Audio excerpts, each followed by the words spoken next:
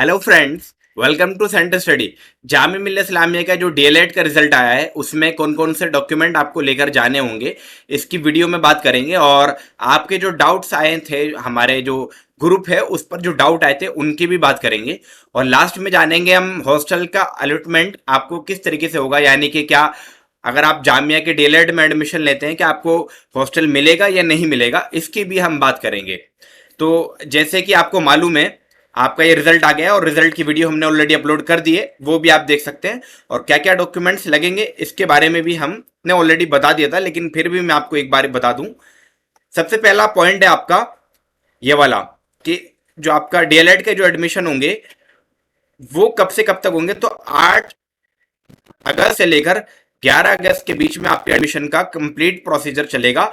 और 11 अगस्त में भी 1 बजे से पहले पहले। और ये कहां पर होगा? आपका department of teacher training and non formal education, जिसको हम टीटीआई के नाम से भी जानते हैं, टीचर ट्रेनिंग इंस्टीट्यूट जो है आपका। गेट नंबर ये आपका मिलेगा गेट नंबर 20 में। गेट नंबर होगा आपका, जामिया का गेट नंबर आपका 20 में होगा ये।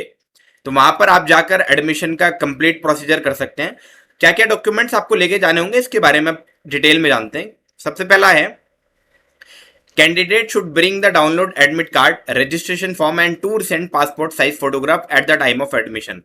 यानी कि आपको करना क्या है, आपको एडमिट कार्ड लेकर जाना है अपना, यानी कि आपका प्रिंट आउट आपको लेके आना है। साथ में आपका जो रजिस्ट्रेशन फॉर्म है जो आपका पोर्टल पर ओपन है, आपके पोर्टल पर अवेलेबल है, उसको भी। और कम से कम 2 रिसेंट पासपोर्ट साइज फोटोग्राफ आपको लेकर जाने हैं। मैं ये कहूंगा कम से कम आप 3 या 4 फोटोग्राफ आप जरूर रखें, ताकि अगर कहीं पर आपको और देना पड़ जाए तो आप वहां पे लगा सकते हैं। नंबर 2 पर पॉइंट पर है, proof of passing the qualifying examination together with original marksheet in accordance with the eligibility requirement for admission as mention in the prospectus. यानी कि जो भी आपकी एलिजिबिलिटी थी, आपकी जो डीएलएड की एलिजिबिलिटी क्या है, आपका 12th होना चाहिए। और 12th आपका जो भी परसेंटेज है, हमने जो रिक्रूटमेंट बताई थी, जनरल के लिए 50% और ओबीसी के लिए 45% जो बताई थी, वो आपके पास होने चाहिए। ओवरऑल आपके हर सब्जेक्ट में इतना होना चाहिए। तो यानी कि आपको यहाँ पर दिखाना क्या है, 12th क्लास की मार्कशीट को फोटोकॉपी भी लेकर जानी है और साथ में ओरिजिनल को भी आपको लेके जाना होगा।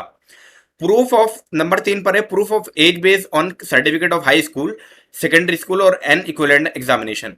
तो आपको यहाँ पर नंबर 3 पर आपको दिखाना है अपने 10th क्लास की मार्कशीट। अगर किसी के पास बर्थ सर्टिफिकेट है तो बर्थ सर्टिफिकेट भी वो लेकर जाए, ओरिजिनल भी और फोटोकॉपी भी। साथ में 10th क्लास की ओरिजिनल मार्कशीट भी लेकर जाए और उसके फोटोकॉपी भी लेकर जाए। नंबर 4 पॉइंट है दोस्तों आपका, प्रूफ परमानेंट एड्रेस, जिसमें आपका हो सकता है वोटर आईडी कार्ड हो सकता है, पासपोर्ट हो सकता है, ड्राइविंग लाइसेंस हो सकता है, आधार कार्ड हो सकता है। तो इनमें से जो भी आपके पास अवेलेबल है आप वो आसानी से दे सकते हैं। नंबर 5 पॉइंट पर है, और ये 5वां पॉइंट बहुत इंपॉर्टेंट है क्योंकि इससे कई सारे डाउट आए हैं। मुस्लिम ओबीसी या Muslim ST candidate will be required to submit their respective category certificate issued by competent authorities recently. ये वाला पॉइंट ज्यादा इंपॉर्टेंट है क्योंकि जो मुस्लिम ओबीसी है या मुस्लिम एसटी है, अगर उसका सिलेक्शन उस लिस्ट यानी कि मुस्लिम ओबीसी में आया या मुस्लिम एसटी में आया, तो उसको कैटेगरी का सर्टिफिकेट वहां पे देना जरूरी है। अगर आपके पास कैटेगरी का सर्टिफिकेट नहीं है तो आप एफिडेविट बनवा सकते हैं, यानी कि आपके पास अवेलेबल तो है लेकिन वो आपका रिन्यू नहीं है, आपका यानी कि पुराना हो चुका है, वैलिड नहीं है। तो वैलिड होना चाहिए आपका। वैलिड के लिए आप क्या करेंगे, आप तुरंत आज यानी कि जब भी आप वीडियो देखें तुरंत अप्लाई कर दे, जल्दी से जल्दी अप्लाई कर दे, ताकि 15 दिन में या 20 दिन में आपका वो बन के आ जाए। तो उस केस में आपका एडमिशन तो हो जाएगा, लेकिन आपको वहां पर एक एफिडेविट लगाना पड़ेगा, आपको वहां पर देना पड़ेगा एक एफिडेविट। वो एफिडेविट जो आप लगाएंगे उसमें क्या होगा, आप लिखवाएंगे कि मेरा ओबीसी है और मैं इतने दिन बाद अपना ओबीसी जामिया के अंदर सबमिट कर दूंगा, अदरवाइज मेरा एडमिशन कैंसिल कर दिया जाएगा। और ये ओबीसी सर्टिफिकेट यानी कि एफिडेविट आप गेट नंबर, जामिया की जो गेट नंबर है 20 उसके बराबर में से आप बनवा सकते हैं, या जामिया का जो गेट नंबर 7 है उसके बराबर में मकतबा है, जिसको मकतबा के नाम से जानते हैं, वहां पर भी इजीली आपका 80 रुपए में या 50 से 80 रुपए के बीच में बन जाएगा। नंबर 6 पॉइंट पर है दोस्तों, for candidate who have applied in PWD category certificate for disability. तो यहां पर इस पॉइंट पे यह है कि जिसने पीडब्ल्यूडी कैटेगरी से अप्लाई किया था और उसका सिलेक्शन हो गया है, या कोई भी डिसेबिलिटी उसको हुई है, उससे उसने अप्लाई किया है और उसके थ्रू उसका सिलेक्शन हुआ है, तो वो सर्टिफिकेट भी वहां उसको देना जरूरी है, मैंडेटरी है। नंबर 7 पॉइंट पर है, candidate seeking under Kashmiri migrant category will be required to submit a certificate of their claim being, यानी कि आपको इस पॉइंट में दिया हुआ है कि अगर आपका कश्मीरी माइग्रेंट से सर्टिफिकेट आया तो आपका जो रजिस्टर्ड डिविजनल कमीशन से एक सर्टिफिकेट बनता है वो आपको वहां पे दिखाना पड़ेगा। नंबर 8 पॉइंट पर भी आपका यही बात है कि जम्मू कश्मीरी से आपका कैटेगरी से सिलेक्शन हुआ तो उसका जो आपका सर्टिफिकेट होता है डोमिसाइल सर्टिफिकेट, तो डोमिसाइल आपको वहां पे दिखाना होगा। नंबर 9 पॉइंट जो कि इंपॉर्टेंट पॉइंट है अपने आप में, और ये भी कई बार डिस्कशन मैंने कर दिया था वैसे भी, लेकिन फिर भी आप बारी में इस पॉइंट को डिस्कशन कर दूं कि करेक्टर सर्टिफिकेट आपको वहां पे जामिया में शो करना पड़ेगा, जहां से भी आपने लास्ट 12th की है या आपने ग्रेजुएशन करके आ रहे हैं तब भी आपको करेक्टर सर्टिफिकेट को मैंडेटरी है जमा करना। अगर आपके पास करेक्टर सर्टिफिकेट नहीं है तो उस केस में आपका एडमिशन क्या कैंसिल हो जाएगा या एडमिशन होगा नहीं? तो दोस्तों ऐसा कुछ नहीं है, आपका एडमिशन हो जाएगा, लेकिन आप करेक्टर सर्टिफिकेट की जगह एक एफिडेविट बनवा सकते हैं, वो भी आपको गेट नंबर जो 20 है वहां पर, मैं भी शॉप का नाम बता दूंगा, वहां पर आपको करेक्टर सर्टिफिकेट आपका बन जाएगा। Certificate from an MBBS doctor और government hospital certified blood group, तो यहां पर आपका क्या है कि आपको ये पॉइंट, ये वाला डिस्कशन भी आया है कि क्या अगर आपने आपका ब्लड ग्रुप आपको दिखाना है जो कि एमबीबीएस डॉक्टर से रिकॉग्नाइज या हॉस्पिटल से हॉस्पिटल की आपको स्लिप होनी चाहिए, तो तभी आपका वैलिड होगा वो। अगर ऐसा हो गया कि आपने फॉर्म के अंदर मालूम नहीं था और आपने फॉर्म फिलअप कर दिया और आपका ब्लड ग्रुप आपने कुछ और था और लिख कुछ और दिया, तो क्या आपका एडमिशन कैंसिल हो जाएगा? एक क्वेश्चन ये आया है। या आपको मालूम नहीं था, आपने सिर्फ फिल कर दिया था और अब क्या चेंज हो जाएगा, मतलब अगर आपने जो भरा और वो ना निकले ब्लड ग्रुप, क्या एडमिशन आपका एडमिशन में कोई दिक्कत आएगी या एडमिशन कैंसिल हो जाएगा? तो दोस्तों इसके बारे में भी आपको बता दूं, ऐसा नहीं होगा। आप वहां पर ब्लड ग्रुप अपना लेके जाए सिंपल, वो इतना चेक वहां पर ज्यादा ब्लड ग्रुप के बारे में जानकारी वो नहीं लेंगे। हाँ, बाद में आप जो आपकी डिटेल है उसको आपको चेंज कर देना होगा, यानी कि आपका जो डाटा आएगा, डाटा को आपको चेंज कर देना होगा बाद में, या जामिया के कंट्रोल एग्जाम से आपको डाटा को चेंज करा लेना होगा, तो वो आपका इजीली हो जाएगा।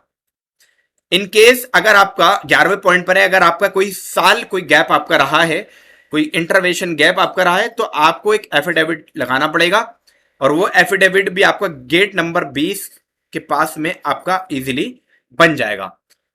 चाहे आपने 1 साल ड्रॉप किया हो, चाहे 2 साल या 3 साल या 5 साल या 10 साल, जितना भी, तो उस एक ही एफिडेविट के अंदर आपको जितने साल आपका गैप रहा है वो एफिडेविट आपको वहां पे लगाना पड़ेगा। अब एक पॉइंट और इंपॉर्टेंट है जो कि 12वें नंबर का पॉइंट है, इसको मैं थोड़ा सा डिटेल में डिस्कशन करूंगा।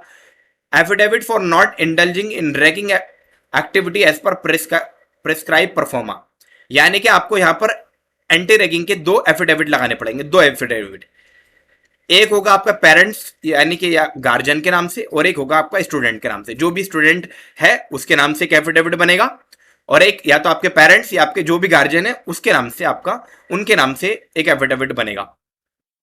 और ये दोनों एफिडेविट भी आपको नियर बाय जामिया के गेट नंबर में ही मिल जाएंगे, या आपके पास अगर अवेलेबल है कोई परफॉर्मा या एफिडेविट जो एंटी रैगिंग का जो एक फॉर्मेट होता है, अगर वो है आपके पास, तो 10 रुपए वाले स्टैम्प पेपर पर आप निकाल कर एफिडेविट को जमा कर सकते हैं, जो कि नोटरी के साथ वैलिड होना चाहिए। In case provisionally admit student is unable to submit the result of qualifying examination for verification in concern department by 30/9, यानी कि 30/9 से पहले पहले आपका जो भी एग्जामिनेशन डिपार्टमेंट है उससे पहले सारी चीजें क्लियर हो जानी चाहिए, अदरवाइज आपका एडमिशन को कैंसिल कर दिया जाएगा। नंबर 14 पॉइंट पर है कि आपको जो फीस स्लिप वहां से मिलेगी, फीस स्लिप के 200 टोटल 4 पार्ट होते हैं। 4 पार्ट किस तरीके से होंगे मैं आपको बता देता हूं। ये जैसे आपकी फीस स्लिप ये A4 साइज पे निकलेगी, 1 2 3 4, ये A4 पे निकलेगी। पहला और दूसरा ये तो आपका बैंक रख लेगा, जहां पे आप बैंक में, इंडियन बैंक में जमा करने जाएंगे। एक होगा आपका ऑफिस, ये ऑफिस की होगी, और एक होगी आपकी डिपॉजिटर, जहां पे लिखा हुआ डिपॉजिटर। इसको आपको खोना नहीं है, क्योंकि इसी के थ्रू आपकी जामिया में एंट्री होगी, इसी के थ्रू आपका आईडी कार्ड भी बनेगा, इसी के थ्रू आपका बस पास भी बनेगा। जामिया में बस पास की फैसिलिटी भी है, तो बस पास भी इसी के थ्रू बनता है। और आपका जब तक आपका आइडेंटिटी कार्ड नहीं बन जाता है तब तक आपको इसी फी स्लिप के जो डिपॉजिटर फी स्लिप है इसी के थ्रू आपको लाइब्रेरी भी एक्सेस करने को मिलेगी। तो ये थे आपके डॉक्यूमेंट। आप जान लेते हैं कि आपको क्या करना होगा। क्या आपको जामिया में डीएलएड के बाद एडमिशन के बाद हॉस्टल मिल जाएगा? तो दोस्तों इसका आंसर है यस। आपको हॉस्टल बिल्कुल मिल सकता है। हॉस्टल आपको बिल्कुल मिल सकता है, इसका आंसर हो जाएगा यस। लेकिन कंडीशन है आपकी, जामिया में हॉस्टल्स के जो फॉर्म निकले हुए हैं, जब आपके एडमिशन का प्रोसीजर हो जाता है उसके लगभग अभी हॉस्टल्स के फॉर्म निकलेंगे आपके, उसमें आपको फॉर्म फिलअप करना होगा और फिर आपका इंटरव्यू भी होगा और आपकी जो मार्कशीट है वो भी देखी जाएगी। इंटरव्यू में सबसे पहली चीज तो आपकी मार्कशीट देखी जाती है, यानी कि आपके मार्क्स देखे जाते हैं। उसके बाद आपका इंटरव्यू के मार्क्स भी होते हैं। इंटरव्यू के मार्क्स किस तरीके से डिसाइड होते हैं मैं आपको बता दूं। इंटरव्यू के जो मार्क्स है, एक तो आपका डिस्टेंस होता है, यानी कि डिस्टेंस का मतलब क्या है यहाँ पे? डिस्टेंस का मतलब यह है कि आपका घर से जामिया की दूरी कितनी है, यानी कि जो आपका परमानेंट एड्रेस है जहां से आप आए हैं वहां से जामिया की दूरी कितनी है। ज्यादातर केस में जो लॉन्ग डिस्टेंस के स्टूडेंट होते हैं उन्हीं को हॉस्टल दिया जाता है।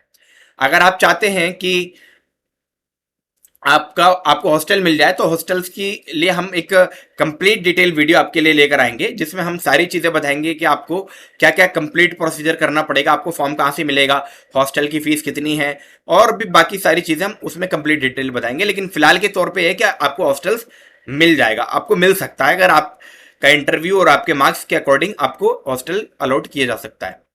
दूसरी चीज, एक और डाउट आया था, और वो डाउट ये था कि सेकंड वेटिंग लिस्ट कब आएगी। तो सेकंड वेटिंग लिस्ट मैं आपको बता दूं, जैसे कि आपको मालूम ही है एडमिशन का जो प्रोसीजर है दोस्तों 11 तारीख तक चलेगा। यहां पे आपको क्लियर मेंशन है 11 तारीख तक एडमिशन चलेगा। तो अब सेकंड लिस्ट आने के चांसेस कब है? तो 11 तक तो एडमिशन आपका चलेगा ही दोस्तों, जैसे कि आपको मालूम है 11 तक आपका एडमिशन चलेगा। तो उसके कितने दिन बाद आपको वेटिंग लिस्ट आएगी? तो ये 15 अगस्त के बाद ही आपकी सेकंड लिस्ट आएगी। 15 अगस्त के बाद, 15 अगस्त के बाद यानी कि आपकी 20 अगस्त तक सेकंड लिस्ट आने के चांसेस है। 15 से 20 तारीख 20 अगस्त तक आपकी सेकंड लिस्ट आने के पूरे चांसेस हैं।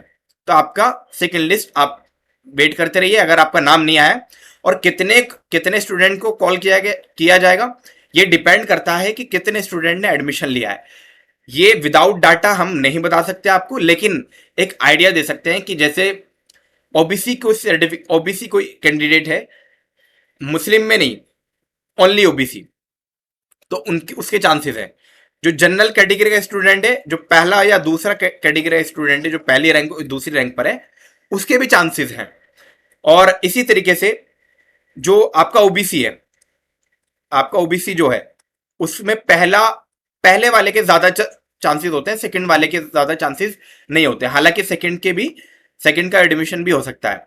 बाकी डिपेंड करता है कितने स्टूडेंट सिलेक्शन लेते हैं और कितने स्टूडेंट आपका सिलेक्शन नहीं लेते हैं। तो ये डाटा जामिया का अपने पास ही रखते हैं, तो इसके बारे में हमें नॉलेज नहीं होगी, तो हम सिर्फ आपको एक्सपेक्टेड डेट बता सकते हैं। अगर आपको फिर भी कोई डाउट आता है, फिर भी कोई क्वेरी आती है, तो आप हमसे कमेंट बॉक्स में पूछ सकते हैं, वहां पर हम आपका रिप्लाई जरूर कर देंगे। बहुत बहुत शुक्रिया आपका। और जाने से पहले दोस्तों लाइक जरूर करके जाए, ताकि हमारे इस एफर्ट को आप जरूर लाइक करें और वीडियो को जरूर शेयर कर दिया करें, ताकि हमारी जो एफर्ट है, हम जो आपके लिए वीडियो बना रहे हैं, हमारी भी एफर्ट काम आ जाए। और दूसरी चीज, लाइक करके अगर आप चैनल पर नए हैं तो चैनल को जरूर सब्सक्राइब कर लें। बहुत बहुत शुक्रिया आपका।